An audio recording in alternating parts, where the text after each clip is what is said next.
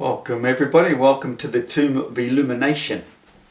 Everything here is about the illumination of our black hole, which is Earth. Earth is from the hole, believe it or not. What you've been taught about black holes is all BS, okay? Maybe not all, but most of it's BS. So if you're coming to this channel to understand things, you need to flush your brain out, clean it out, come back with an open mind to understand the truth. Earth is created from the black hole, okay? And we have a dual system now. We've come out of singularity, which is the black hole, a place of singularity, and being produced in an exploded image out into a toroidal field. So it's come from the central point of creation, expressed out from a hyperboloid, inverted, well that's maybe inverted, but expressed out as a toroidal field. And in that toroidal field is the flat plane of inertia. When the two forces came together, bang, whew, out came the flat plane of inertia. Earth is the flat plane of inertia within the two forces, two ends of a magnet, you could say. So what you need to understand is so the black hole has created an image for us and we're in it, which is Earth. And then you have to look at the planets, the other planets. You can say there's only one planet and it's Earth, but really the planets are actually planets as well, because they are in themselves a black hole also, which have produced an image that we see with our pupils. We are tuned to these black holes, that's why we see these images. So planets are also, well, are planets, but they haven't reached perfection yet. So when you hear about these people who do astro traveling and say they go to other planets and mingle with the people, because we here on Earth, human form, whatever, are created from perfection, which is the sun, and the sun sits at the top of the pyramid, like the step pyramid of de Jour, is it? Those are the planets. They're ascending to perfection, so they're not there yet. They haven't hit the right note, the frequency. We are all created from the perfect frequencies. 4 in particular, the 4 notes. So you can't say humans are on those other levels, other planets, even though they're not physical. This is all spiritual, okay? It's non-physical, nothing physical above us. It's all non-physical, because you travel consciously. It's all from the mind. The only way we get out is consciously. Everything, our whole existence is a conscious state. So just bear that in mind. They are not there yet. The sun is perfection. Now, this could be one of the biggest secrets ever told. There's 4, like in religion it tells us the 4 winds create the vortex. Well, they don't tell us that, but they tell you the 4 winds. And they merge at the center Arctic here, okay? That is what's creating the vortex. It's the wind creates vortexes, right? That's our whole realm hidden in the center Arctic here, above the Arctic. Outside of it, beyond our event horizon, we can't get in there. We're out in this part. Now, the 4 winds, and I've spoken before about our whole existence is based on sound, resonant frequencies, vibrating resonant frequencies. Well, those 4 sounds, 4 winds, are 4 particular sets of notes or octaves, maybe 4 from one from each, from 4 different octaves or something, but there's 4 sounds that have created our realm. And if you get those 4 sounds or resonant frequencies mixed together, perfectly balanced, boom, I don't know what you're going to end up with. You could end up with a whole new world, or you're just going to Maybe that's what the ancients did. They all left and ended up in a higher realm. Who knows? But the secrets are in there. I know they are, because we've tapped into knowing the two, because we can transfer information through the dual system to the ether. Like you have you send a message, and this one here is tuned to that. It will receive the message. That's why we have so many radio bands or frequencies. It's all to do with sending and receiving which frequency, right? Anyway, this video, all that aside, is about retrograde, explaining retrograde with the planets and the sun a little bit more. This has just dawned on me, so if I don't do a video I'll forget about it. So I'm going to put it into a video. Now first we have to understand the ecliptic plane. The ecliptic plane is round and it sits on the horizon of the black hole. And on that, in that ecliptic plane, it's like a racetrack. It's got, let's just say it's got five or six tracks. Well, on the inside track, because the track will come out, let's say this is the black hole, and all the planets are out here, they're further and further out, right? Well, the sun's on the inside track of the black hole, so it has the most energy. This is perfection. Okay? It's shaped like a baby. It's all about rebirth, the Christian story, all religions. Well, the sun moves around this black hole.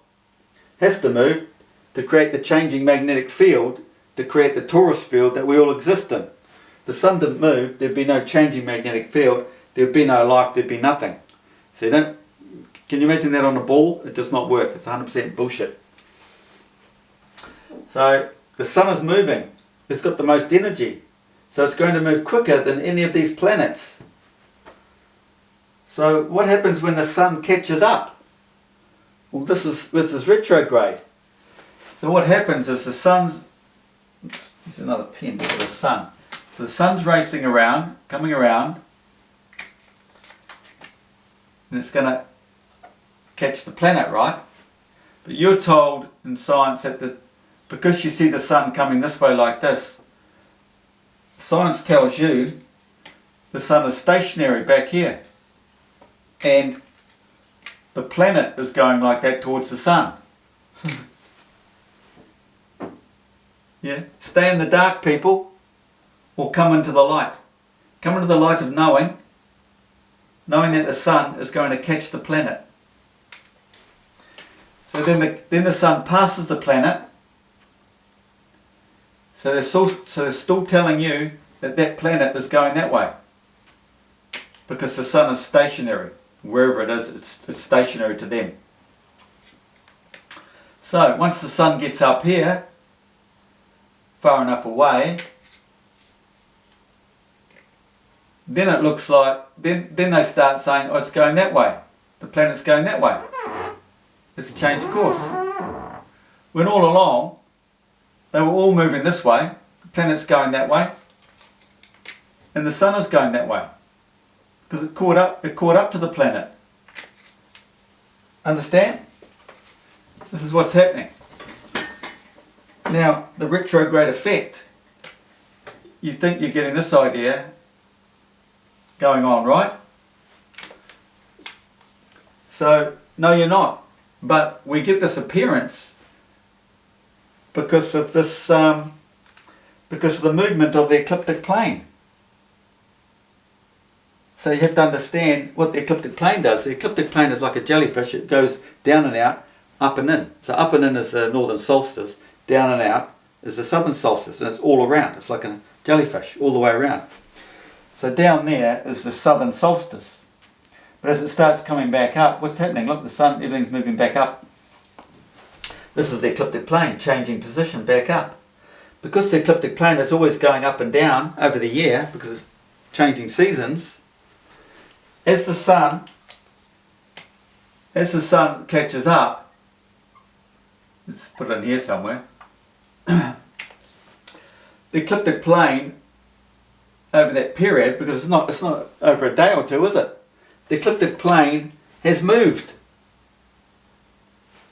So this is what gives you the appearance of the planet moving, as opposed to the sun, because the sun, if we could draw it like a pyramid, sits at the top here. Say it sits at the top, but you've got your other planets down here, right? So the sun doesn't move up and down, but the ecliptic plane will move up or down. So it's because of this ecliptic plane moving like that or down like that gives this appearance like this. But you're not getting this, you're not really getting this loop. That's only because they're telling you the sun is stationary and the planet's moving towards the sun and then going back the other way. When really no, the sun caught up to it, and because of the movement of the ecliptic plane over that period, the time it took the sun to pass the planet, it moved like that. You understand? Planet slowly moving down.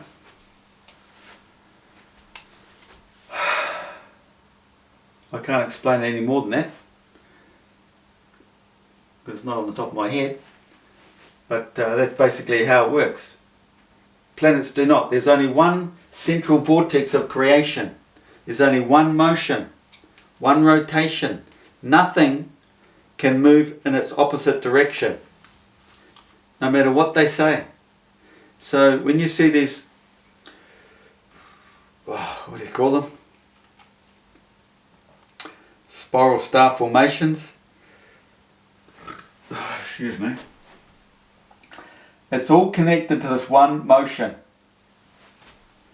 and you can get a bit of collateral damage from the plasma that's been created, but spat it out, and then it spin off on its own. But it's still going in this one motion. It's spin off, collateral damage. But if, like, sometimes that you see in bombs and stuff going off, it'll explode, creates a vortex, it'll spin it off like this. This is basically what you're getting. All frozen in time, basically. The whole creation. What do they say? Like a 1,000 years on Earth is like a day in creation or something like that. That's how it works, guys. So you're not really getting that loop like that. It's so flat. It's hardly worth thinking about, really, because that's only the dipping of the ecliptic plane. That's it, guys. That's all I was on about. So understanding the sun there on the horizon of the black hole. It's got the most energy, so it moves quicker than all the planets out here. And it's all oval. It's circular. It's not oval. Science wants you to believe they're doing ellipses, going all the way around the sun. Nothing goes around the sun. Because they don't tell you the sun's moving, they're using the sun as a reference point. But the sun's moving. So they're trying to say that the planets are going around this oval shape, when they're not. Nothing goes around the sun.